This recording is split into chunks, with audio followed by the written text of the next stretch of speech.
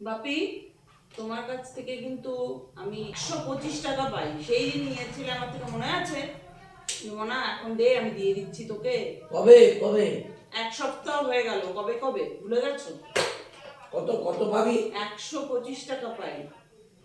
হ্যাঁ, তো এখনই দিয়ে দেবো। দাও, আমার টাকাটা দাও। হ্যাঁ, নিশ্চয়ই তুই পাবি, তোকে দিতেই হবে। হ্যাঁ, দিয়ে দাও আমার টাকাটা, অনেকদিন হলো, এক সপ্তাহ হয়ে গেল। 125। হ্যাঁ 125 হ্যাঁ and a 1